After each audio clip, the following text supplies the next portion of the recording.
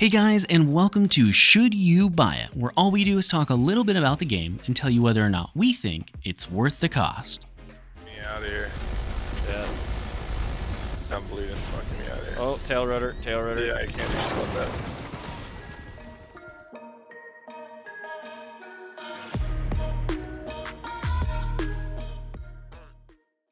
In this episode, we'll be playing BattleBit Remastered, the 254-player tactical combat shooter game where you will truly get to live out the war experience you've always wanted. Now, the first question that we always cover in these games is what stage of development is the game in? And in this case, BattleBit Remastered is currently in early access and available on PC for $15. Now, if you guys want to save money on games, you should check out Humble Bundle in the description below. Humble Bundle will not only help to give you a discount on games sometimes, but will also help charity and support this channel. Everything you purchase on Humble Bundle will go towards helping a charity, helping our channel, and giving you some kind of a discount if there's a discount running on that game, which they have tons of discounts that Steam does not all the time. And again, if you want to save money, just check out Humble Bundle down below by clicking the link. But what exactly is the game? Well, BattleBit Remastered is first and foremost a big team battle game. Thus, the entire game was designed with that specific thought in mind. This means that in order to have the most players possible all playing on one single map, the developers had to create a graphics and mechanics system that could handle that many different things going on, which unfortunately results in the game having some pretty poor graphics that just aren't going to be the best no matter how you look at them. I mean, they even share a similarity to Roblox-style graphics, but don't let that fool you. This game is actually a lighthearted but surprisingly in-depth tactical shooter game. For an example, it has a lot of different vehicles, and a lot of those vehicles have a lot of variations. For an example, there are tanks, Humvees, APCs, helicopters, and even quad bikes in order for you to drive. This helps to keep the game moving as the maps are rather large. I personally find myself enjoying flying the helicopters quite a bit, as the game does have two current variations of them, one being a little bird and one being an Apache that can carry up to 12 passengers. This means that as a helicopter pilot, you can take up to 11 other players to a specific objective, maybe on the enemy back lines, in order to help turn the tables and win the war. Speaking of which, let's go ahead and talk about a few of the different game modes. First off, you'll be able to select the number of players you want in your game either by browsing through the servers or simply selecting a quick match between 127 versus 127, 64 versus 64, 32 versus 32, or 16 versus 16 game. But for the sake of this video, we'll be primarily focusing on the 127 versus 127 mode, as that is what the game was designed for. Now, once inside one of those games, there are several different game modes and map styles for you to play on. These are things such as Conquest, which requires your team to hold several different objectives without vehicles, with vehicles, and with transport vehicles only, as well as different maps to fit each size and each different type of gameplay. For an example, if you're playing Conquest with no vehicles, then you're going to have most likely a smaller map, whereas if you're playing a game of Conquest with all of the vehicles, including the combat ones, you're probably going to get a pretty large one. Now, there is also a frontline mode, which is surprisingly popular at the moment, but basically just boils down to your team trying to push the enemy team's line, while you also have to defend your line at the exact same time. This quickly starts to result in players just running into their deaths, as there's this kind of giant kill zone right in the middle between both teams, and thus creates a mosh pit, or what I like to call the meat grinder in the game, where you're just running in over and over and over again, trying to get inches of land in order to push towards the enemy objective.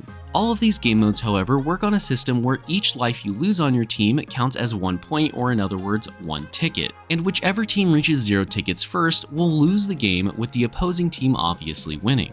This is one of the things that helps play into the more in-depth tactical elements, as deciding whether or not to give up and respawn or simply waiting for a medic can make a big impact over the course of a game when we're talking about 127 players constantly making that decision. Now, it's important to note that the game does have a progression system to encourage players to continue playing the game, as well as giving them something to work towards. This works on a number of different levels, but the first one is the account level, where you'll be able to unlock new gadgets, grenades, tools and weapons. Now, each one of those weapons also has its own level-based system where you'll get new attachments for that weapon as well as new camos based on the number of kills you've gotten while using it. The easiest way to think about the progression systems within BattleBit Remastered is to simply think of how Call of Duty does its progression system, as they are almost identical. Now, if all of that wasn't enough though, the game even has a prestige system for you, once again just like Call of Duty, in order to encourage players to continue playing once they've maxed out their account. Alrighty, now we're going to go ahead and move over to the pros and cons section of the video. First up for the pros is the tactical nature of the game, and to be honest, this isn't going to be your standard like squad gameplay level of tacticality, but it's still got just the right amount of tactical gameplay to make it accessible to other players while making sure that it's still fun and engaging for the more dedicated audience. Next is that the progression feels well designed and rewarding. A lot of people don't actually like these progression systems in games these days, but personally it's something I love to see, as this one does it right by making sure that just because you're higher level doesn't automatically mean you're gonna win a fight. After that is the sheer amount of content available within this title. Just to give you a base idea of some things here, there are currently about 12 maps, 15 different vehicles, and dozens of weapons as well as gadgets for you to unlock and play with. Following that is the sense of atmosphere.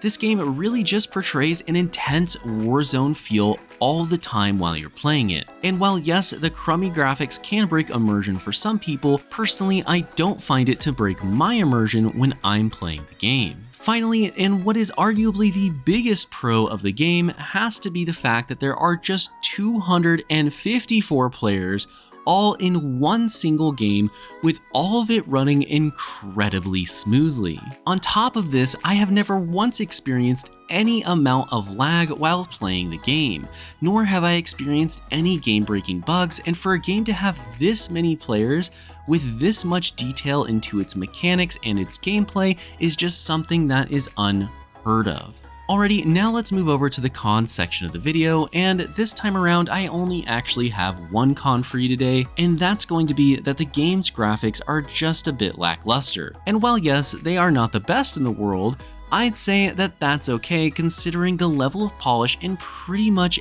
every other area of the game. But I do also understand that for some of you, bad graphics is something you just cannot get over and are unwilling to play, but I'll leave it up to you to decide if this is something that's really a con for you or something that you really just don't care about. So now it's time for the rating for the game, and when we rate games, we want to get 1 hour of enjoyment out of every $1 that the game costs.